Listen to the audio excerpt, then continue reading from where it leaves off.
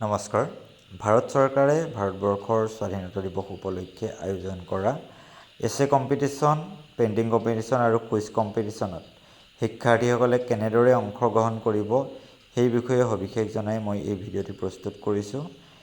ইয়াত এছে competition, painting competition আৰু কুইজ কম্পিটিশ্যনৰ বাবে বিভিন্ন ধৰণৰ বিষয় সন্নিৱিষ্ট আছে। সেইখিনি ইতিমধ্যে আপোনালোকে ন'টিচ পাইছে বা দেখিবলৈ পাইছে বা ৱেবছাইটটো খুলিলেও দেখিবলৈ পাব।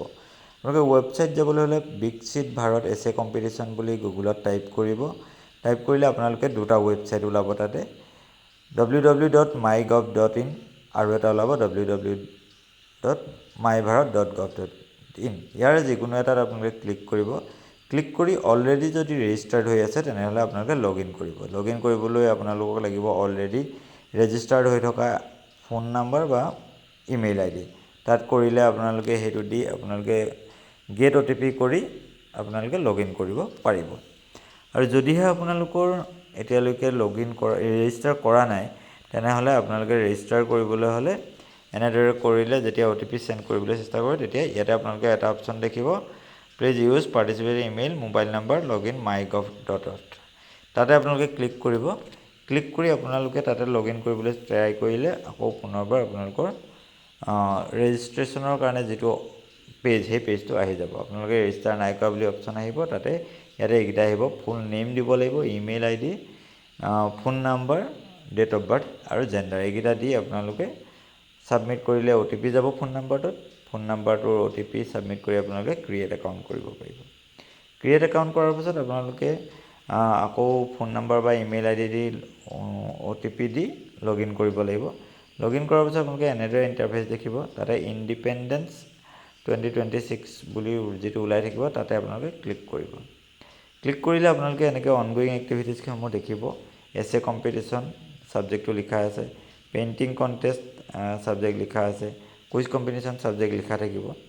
তাতে পাৰ্টিচিপেট নাও যিটো অপশ্যন থাকিব মই দেখাই দিম, পাৰ্টিচিপেট নাও অপশ্যন থাকিব। সেই পাৰ্টিচিপেট নাওত ক্লিক কৰি দিলে আপোনালোকে ইয়ালৈ সোমাই যাব। এছে কম্পিটিশ্যনত ক্লিক কৰিলে এনেদৰে আহিব। ইয়াতে লগ ইন টু পাৰ্টিচিপেট কৰি দিব লাগিব।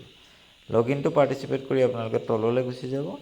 তললৈ গুচি গ'লে দেখিব যে ইয়াতে ছাবমিট ইয়'ৰ টাস্ক বুলি এটা অপশ্যন আছে। তাতে আপোনালোকে নিজৰ এছে কম্পিটিশ্যনৰ এছেখন লিখি দিব পাৰিব, বা যদিও লিখি নিদিয়ে তাতে টাইটেলটো দি আপোনালোকে চুজ ফাইল কৰি যদি কাগজত লিখি থৈছে তাত ফটো তুলিব পাৰিব বা অলৰেডি তুলি থোৱা ফটোখনো আপলোড কৰিব পাৰিব। কৰি আপোনালোকে কাষতে থকা ছেভ বাটনটো ক্লিক কৰি দিব। ঠিক তেনেকৈ পেইণ্টিং কম্পিটিশ্যনৰ একেধৰণেৰে পাৰ্টিচিপেট নাওত ক্লিক কৰিব, তাৰপিছতে সেই লগ ইন টু পাৰ্টিচিপেট কৰিব। লগ ইন টু পাৰ্টিচিপেট কৰাৰ পাছত সেই এছে কম্পিটিশ্যনত যেনেকৈ আহিছে ঠিক তেনেদৰে আহিব। আপোনালোকে ছাবমিট ইয়'ৰ টাস্ক আহিব, তাতেতো আপুনি পেইণ্টিং কৰিব নোৱাৰে, গতিকে আপুনি টাইটেল এটা লিখি আপোনালোকে ফটোখন ব্ৰাউজ কৰিব লাগিব বা আপলোড কৰিব লাগিব। আপলোড কৰি আপোনালোকে অলপ দেৰি ৰৈ দিব, তাতে আপলোড হ'ল নে নাই দেখাই দিব। মই ইয়াত দেখাই দিছোঁ এখন ফটো আপলোড কৰি আপোনালোকে চাব। মই এইটো ব্ৰাউজ কৰিছোঁ, নহ'লেও ডাইৰেক্ট কেমেৰাও কৰিব পাৰে। ফটোখন ব্ৰাউজ কৰি দিছোঁ। ব্ৰাউজ কৰি দিলে আপলোড হোৱাৰ পাছত আপলোড দেখাই দিব আপোনালোকে চাব। সেই আপলোডিংটো দেখুৱাৰ পাছত আপোনালোকে ছেভ কৰিব পাৰিব। আৰু যদিহে কেনেবাকৈ ভুল হয়, ভুল ফটো আপলোড হয় তেতিয়া ৰিমুভো কৰিব পাৰিব। দেখিছে, ছেভ কৰি দিব।